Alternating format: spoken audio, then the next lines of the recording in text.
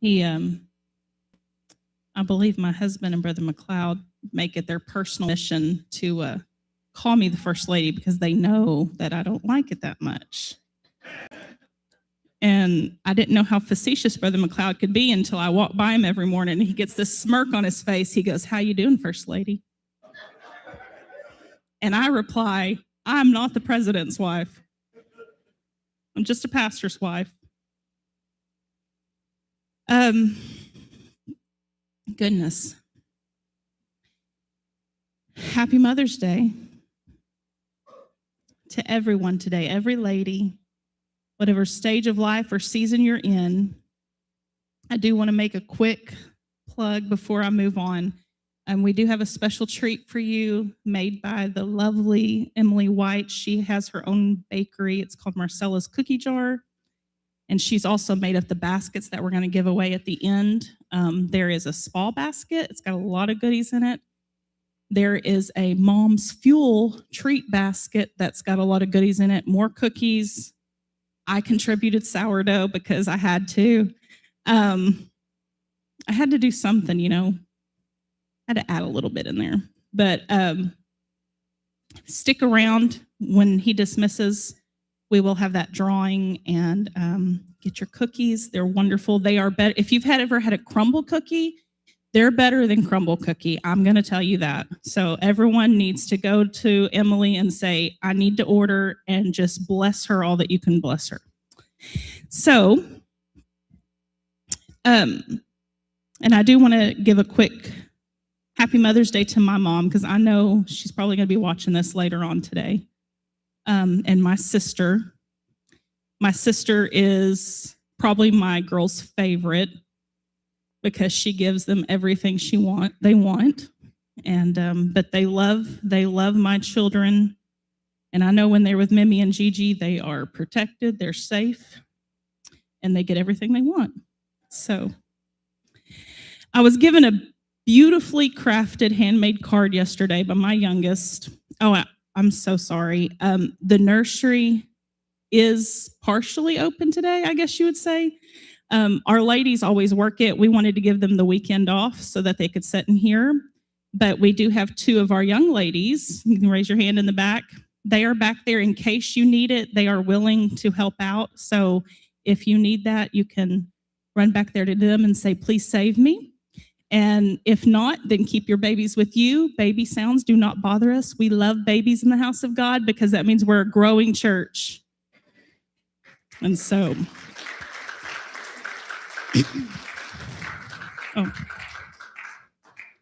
real quick, if you were here 2 years ago, you know I get nervous and I overtalk. So I learned how to work my stopwatch. So there we go. I won't keep you long today. But I was given a beautifully crafted handmade card yesterday by my sweet little girl, Anna.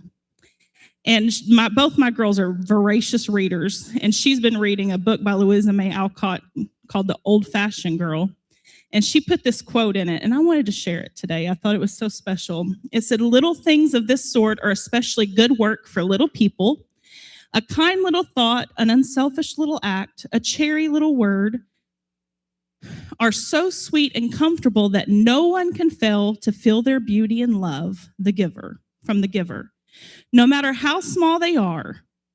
Mothers do a deal of this sort of thing, unseen, unthanked, but felt and remembered long afterward and never lost. For this is the simple magic that binds hearts together and keeps home happy." What a great and honorable commission, ladies, that we have to speak life, joy, beauty, and Jesus to the next generation. It matters what we say and how we make people feel. It is weighty because we have a responsibility to those that come after us to show his love and to proclaim his goodness. I also want to give honor to my husband today. I do not take lightly standing here behind this desk. I have felt the weight that he carries every single day of the year. I've felt that this week because he talked to me on Sunday, and I thought immediately, I'm like, yes, I've already got it because I spoke to ladies last Saturday at a Mother's Day thing in Little Rock. I'm great, Well, God decided that wasn't I mean, it may be a little similar, but God decided, hey, you're going to change some things up. And so I have felt that weight all week. And I told him last night, I said, I feel so it's not a bad weight, but it's just, there's this heaviness that's just laying there. And I know that God is here today to meet a need. And it's my job to deliver that. And it's such a weighty thing. And so I give him honor because I know he carries that weight every single day. It's not the Mother's Day message I had envisioned. I wanted to do something sweet, say a little funny things, maybe have, some kids. But I couldn't get away from this. As I had already had my notes written out, and I have toward the end, I have a little story about a man, a composer at Auschwitz prison, and or in the camp. And as I was thinking, I was reminded of a message by Kim Haney. It was 11 years ago. I found out. I'm like, wow, that's been a long time. But I was reminded of this message because she had spoken about this. She had been there. And I wanted to, I brought it up. I'm like, I want to know what she said about that because something was sparking in my memory. And she shared a quote at the beginning of this, and I'm not here to speak her message. This is far from her message, but I think everybody needs to listen to that message. So if you go on YouTube, it's called God Seeks in Silence by Kim Haney. It's one of the best messages you'll ever listen to. But she shares this quote at the beginning, and I wanted to start, and it is heavy, but I promise we're going somewhere, all right? We're not going to end on a heavy note. But it's from a man. He wrote a book called Night. His name is Eli Wiesel. He endured such horrors at Auschwitz, concentration camp. And he wrote this in his book. He said, "Never shall I forget that night, the first night in camp that turned my life into one long night, 7 times sealed. Never shall I forget that smoke. Never shall I forget the small faces of the children whose bodies I saw transformed into smoke under a silent sky. Never shall I forget those flames that consume my faith forever.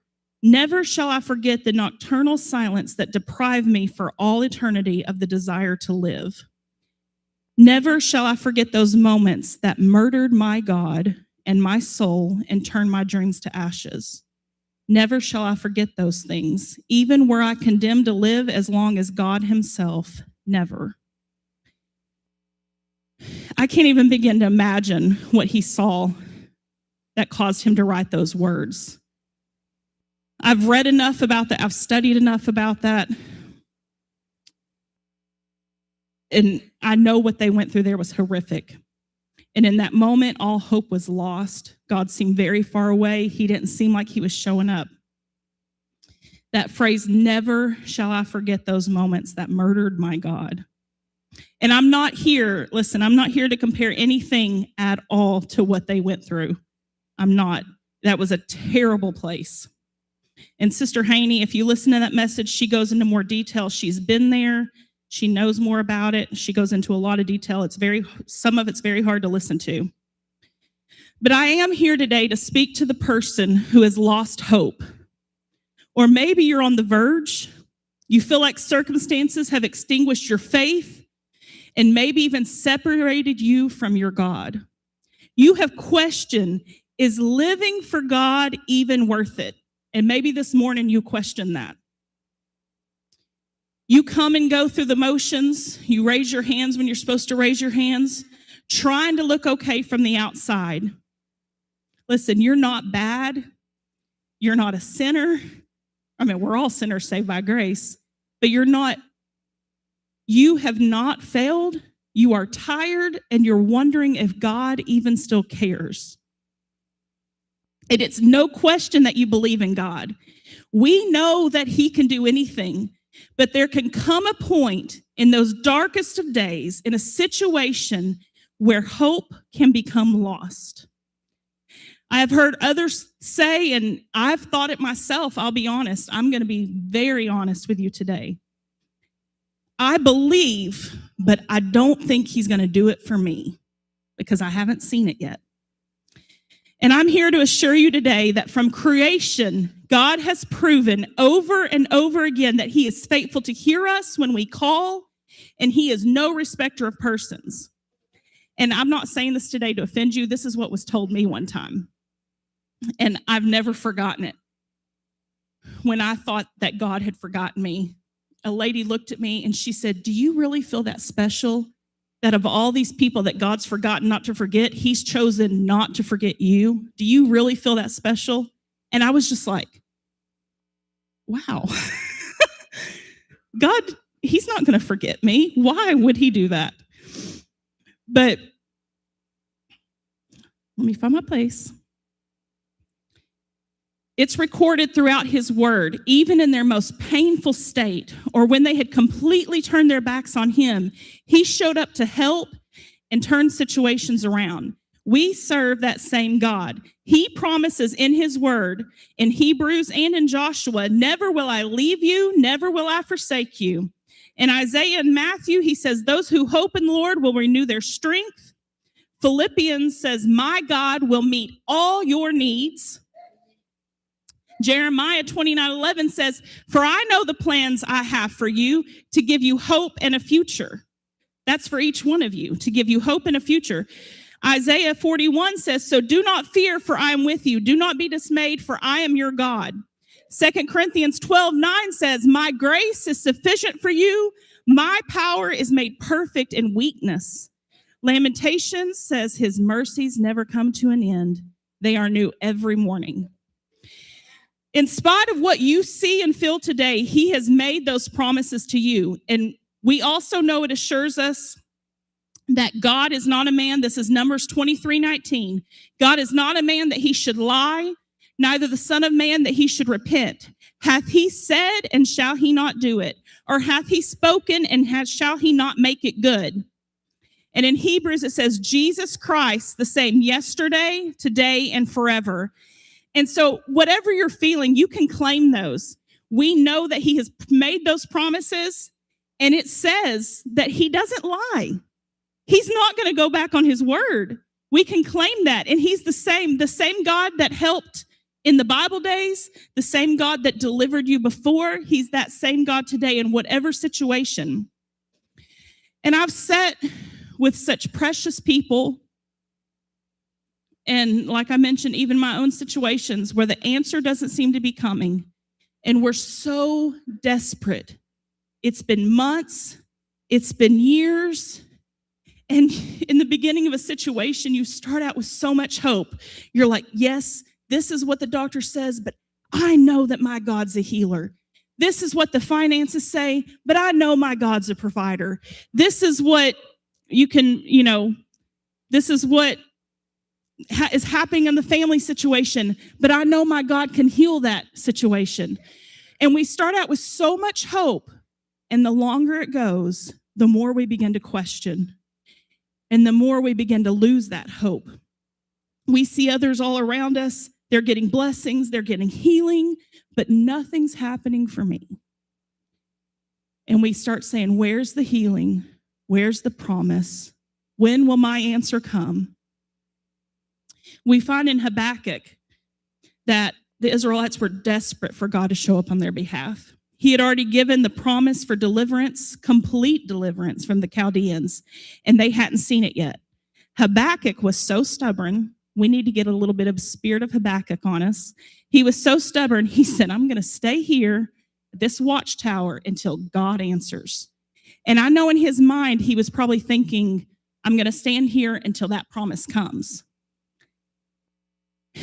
And God does finally speak to Habakkuk.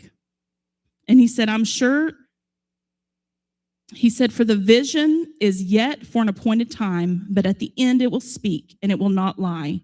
Though it tarries, wait for it, because it will surely come, it will not tarry.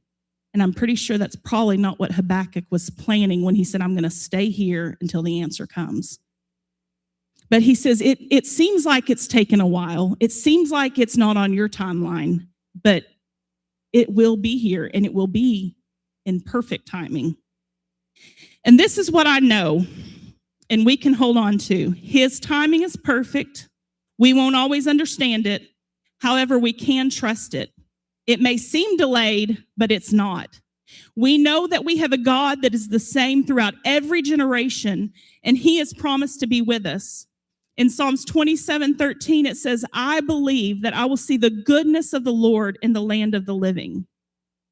It is undeniable faith when we can look back at all God has done throughout history and in our own lives and know that despite what we see and feel, he will continue to work in us. It's undeniable faith knowing there is difficulty before time. But listen, difficult does not mean that you are absent from God, that you are absent from God's goodness. There is a future and God is in it. His goodness is in it. Psalms 27:14 says, wait for the Lord. Be strong and let your heart take courage. Wait for the Lord. This is so hard. Oh my goodness. Kim Haney is who I want to be if I could, but I'm Tiffany, so that's okay. But she writes a book called God Has a Waiting Room. And if you're in a waiting period, you need to get her book. It's incredible. But it's so hard when we're facing something that looks too big for us. There's nothing beyond the power of Jesus Christ. We wait on the Lord. We remember what he's done. So when we find ourselves in this place of lost hope and our faith is shaken, what do we do? And I'm the type of person if I'm speaking, I want to give you something to take home, and I'm probably going to have bullet points. So forgive me of that. But I want to put something in your hands today because we have a responsibility to the next generation that we respond in the right manner so that they can see how they need to respond. So what do we do? How do we navigate the waiting? How do we keep hope alive during that time? Because I don't have the answers. I can't tell you when the breakthrough will come or the miraculous will take place, but I can encourage you in your response how we avoid losing hope. So number one, we set a marker.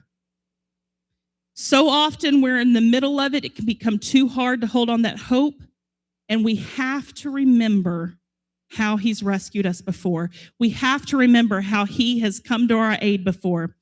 There are instances in the Bible where we read of people marking a place with stones or something to help them remember what God did there. The one marker that I refer to, and as I was studying this, I love this name because it's called Ebenezer. And on this, it says Samuel took a stone after God intervened on their behalf to defeat the Philistines, set it up between Mizpah and Shen, and named it Ebenezer, declaring in 1 Samuel 7:12 that thus far the Lord has helped us. Ebenezer, the actual definition, is a commemoration of divine assistance. It serves as a reminder of divine faithfulness and rescue in times of vulnerability. So we need to know we need to make our own Ebenezer in our lives. We need to set those markers. And however you do that, if you want to set actual stones, I encourage you to do that. I've thought about, we're working on our garden beds out in front of the house, and I've actually thought we have all these stones, and I thought, you know what? I think we're going to start painting these and maybe writing underneath them, writing on top, however, and I'm going to start setting out my own markers. And you may want to do it that way.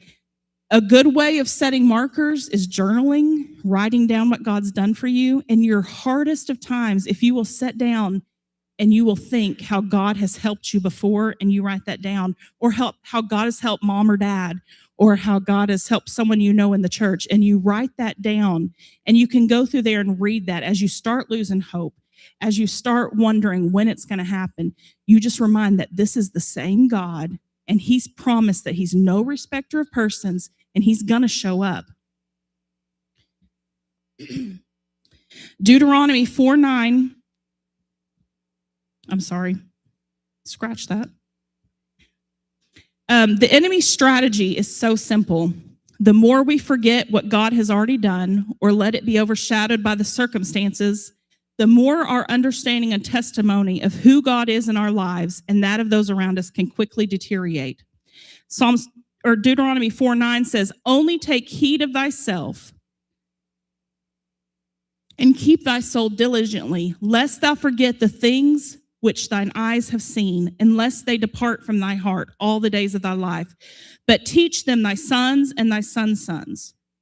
Richard Gamble said this in his book called Remember. If the battle of God acting is wrought in prayer, then the war is won or lost in its remembering. Central to our faith is the attitude of thankfulness. As we thank God, we remember who he is, transporting us into a place of worship. And that's where we come to what our second response is going to be, and that's worship anyway. And if you go here on a regular basis, you know that worship is probably what I'm going to talk about other than my children. But worship is probably what I'm going to talk about from beginning to end, because it's got me through some stuff.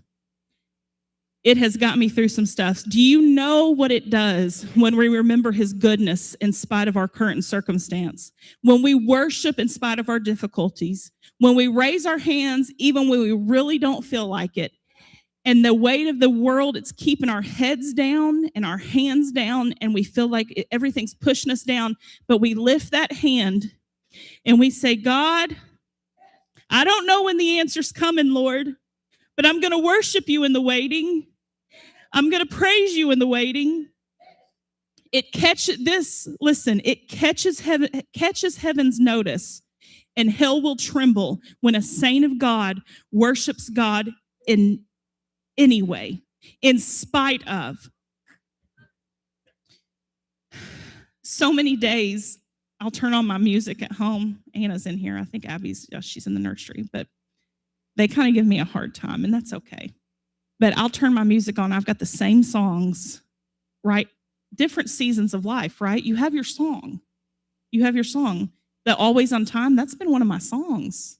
I have sang that and sang that and sang that, because that reminds me of times before, and if he showed up then, he's still going to be on time now, because it's not my timing, it's his timing. But I'll be in the kitchen, whether it's kneading sourdough or folding it, whatever you do. Let's use the right words for all of us sourdough people. But I'll be in the kitchen, I'll have that music on. Sometimes it's on my earbud, but I'm still singing, and I promise I don't sing pretty when I'm doing that. I don't try to be on key. And I'm singing, and the girls are like, Mom, you listen to the same songs all the time. And could we just listen to some Forrest Frank? And I do like Forrest Frank, but he doesn't have my songs that I need. But I'll be raising my hands. I'll stop and I'll raise my hands in the kitchen, and I'll raise my voice wherever I'm at. And that's me. That's Mama at war. That's my war. And I'm remembering all he's done and all he's going to do, because he's faithful. And worship will do that for us. It transports us to a place to where we can remember what he's done, and hope returns. Joseph Krupinski was caught working for the Polish resistance during World War II and was imprisoned for 4 years until his death by the Nazis at Auschwitz as well. A composer, Krupinski served as violinist in the camp orchestra. Excuse me, I need some water. Or maybe not.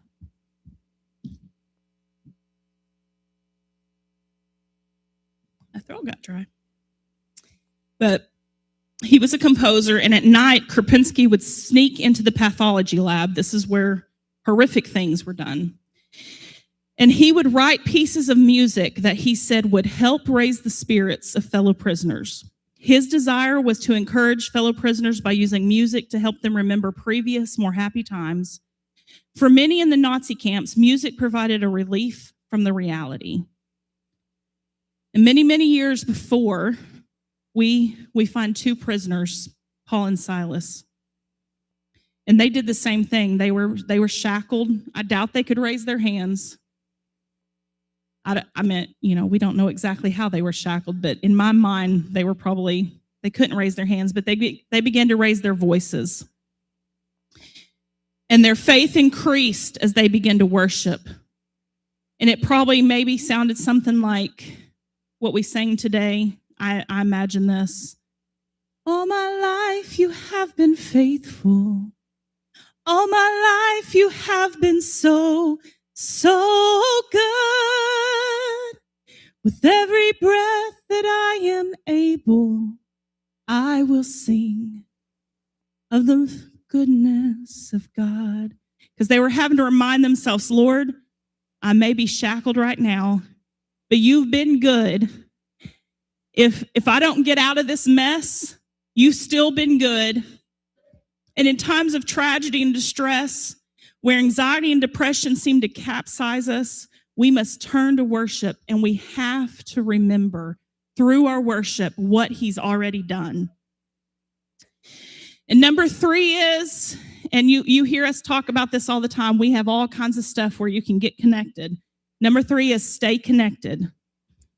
I read this in something I was reading a couple days ago. It said, connected people heal.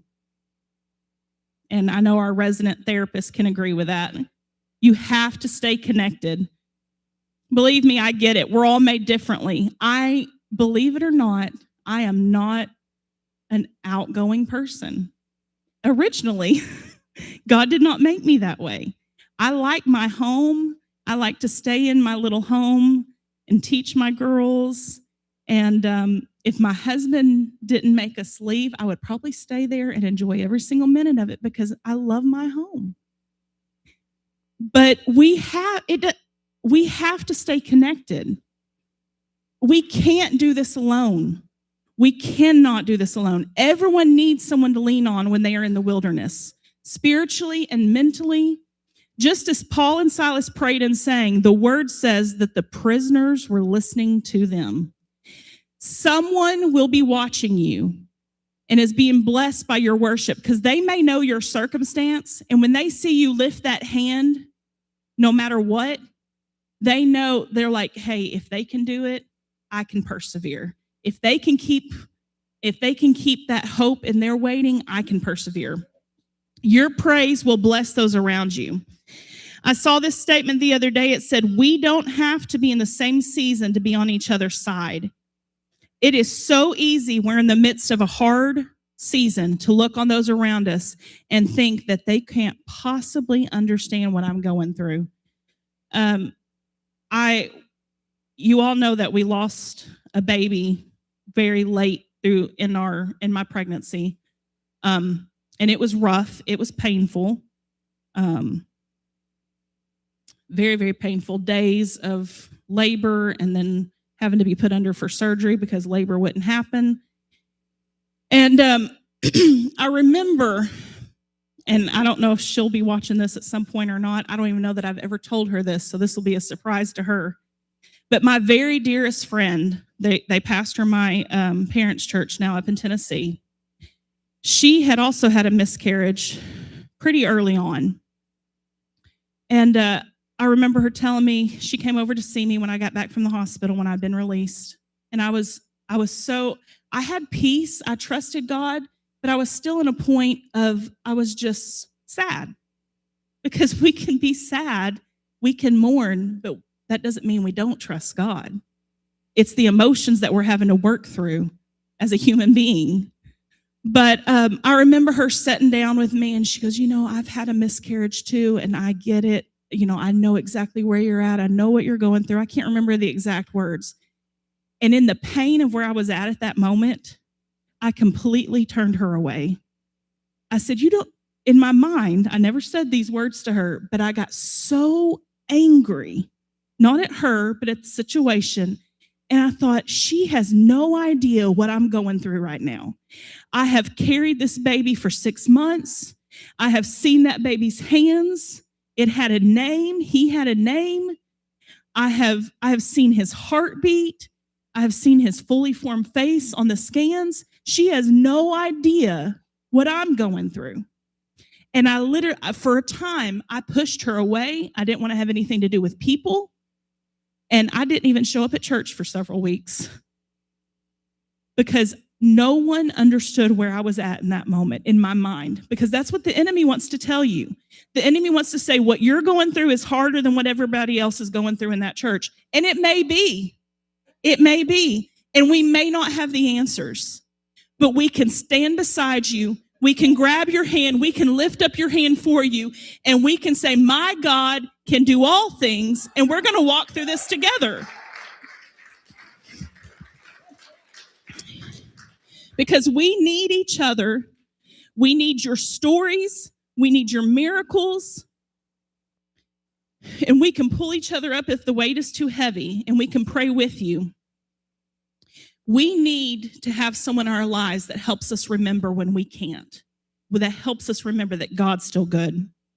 Deuteronomy 32:7 says, remember the days of old, consider the years of many generations. Ask thy father, and he will show thee, thy elders, and they will tell thee. In closing, if you are able to, I would really like all the ladies to join me up front, down here. And my husband, when we're done with this, he'll come and close how he feels led. He may invite everybody up. I don't know. I want to take a moment to pray over you. Every lady, you don't have to be a mother, but I want every lady to come up here, because we're all mothers in some way. We're all reaching for the next generation.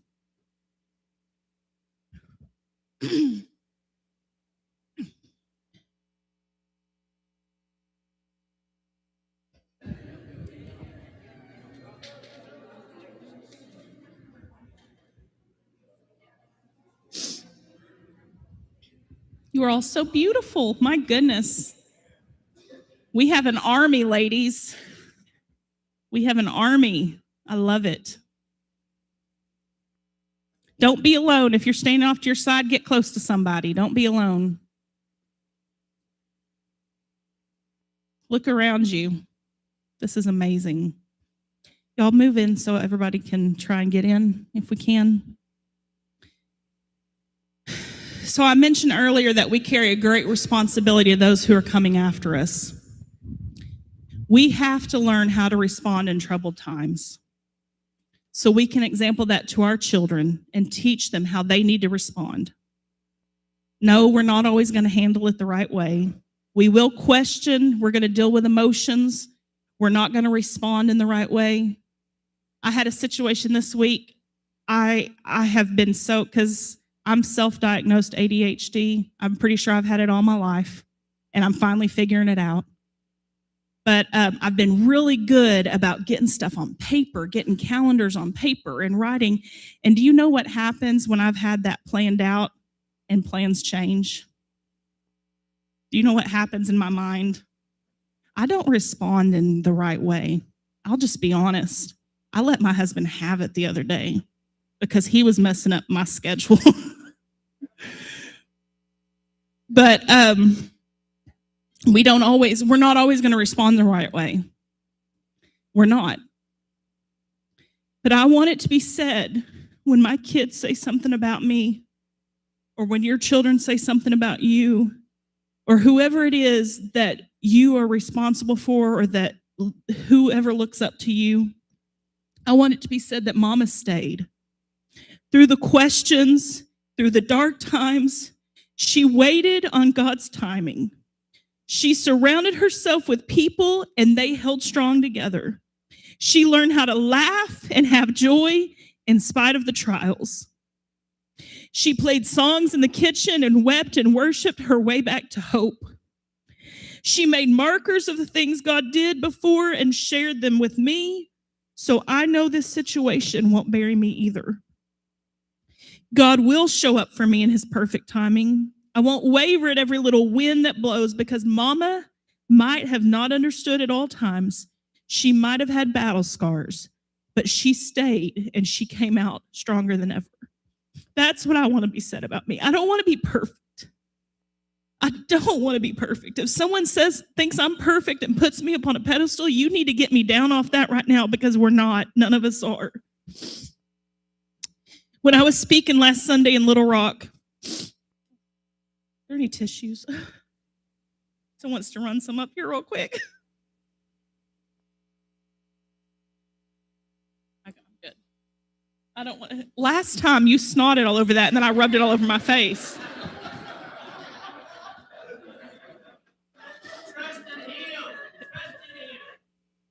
I'm telling y'all, I don't know. I wash them, but I used one that wasn't clean. But when I was speaking last Saturday in Little Rock, there was about 150 ladies there. And there was a group of teachers. They didn't have any connection to the church I was speaking at. They just, this tea has become an annual thing. And this year they decided to all get together and go to it as a ladies' day for Mother's Day. And I don't even know that they knew anybody there. But there was a group at them. They had several tables. And one of them came up to me afterwards, and she told me who she was. She does essentially what Chrissy does. She's a therapist. She helps the kids in school, and she does other stuff on the side. And she was in tears. And I got her name and number, and I think I'm going to text her today because I've been thinking about her. But she was in tears, and she said, "Thank you for being so real and so open."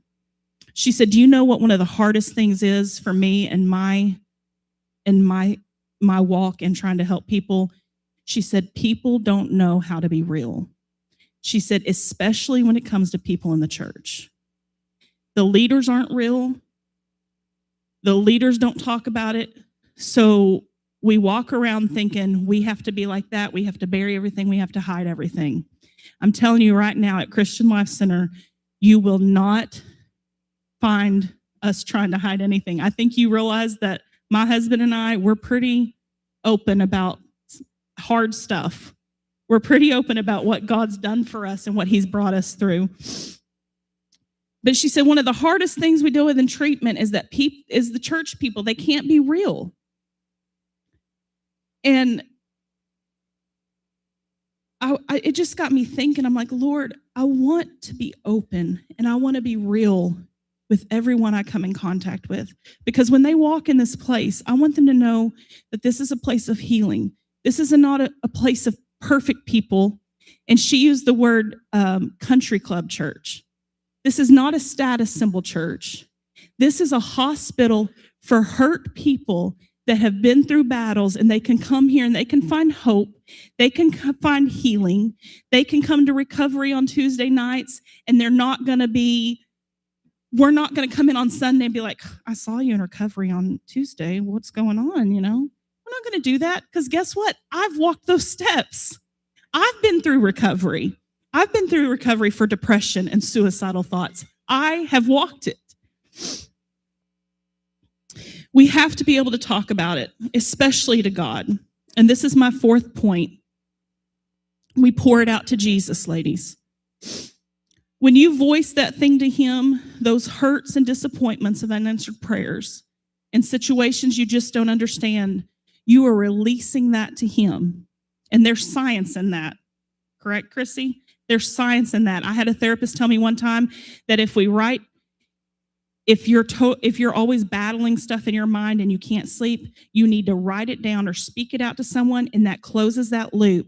And it literally moves it from one section of your brain to another to where you can sleep in peace.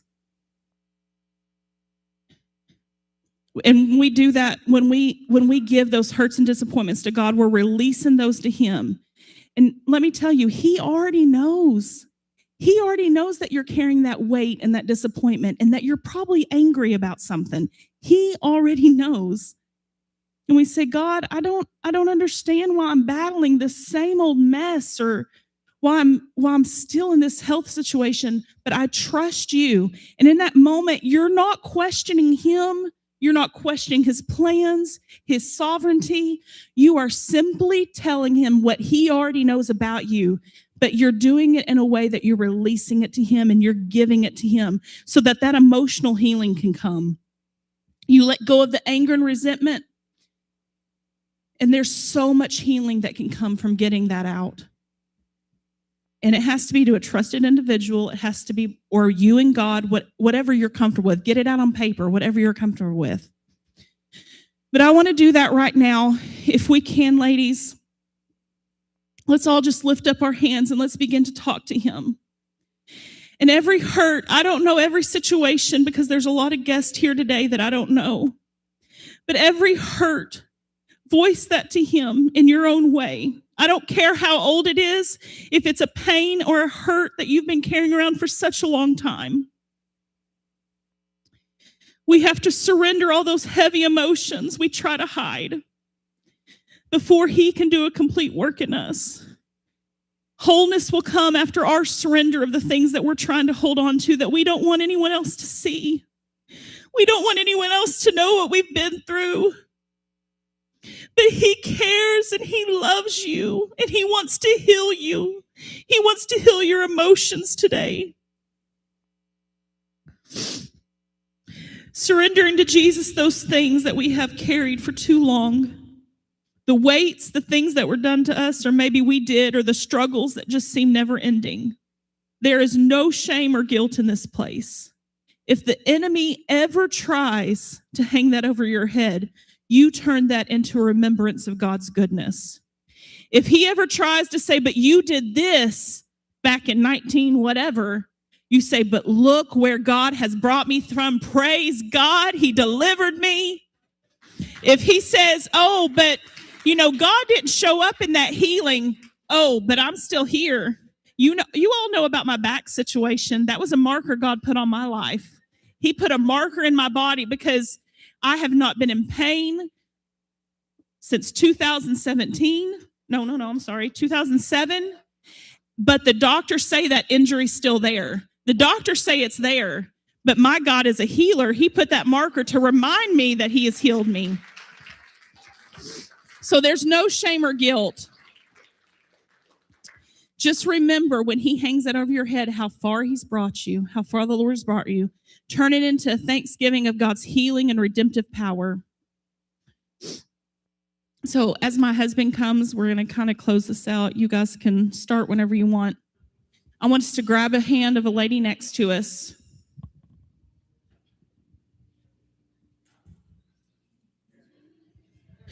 In the name of Jesus.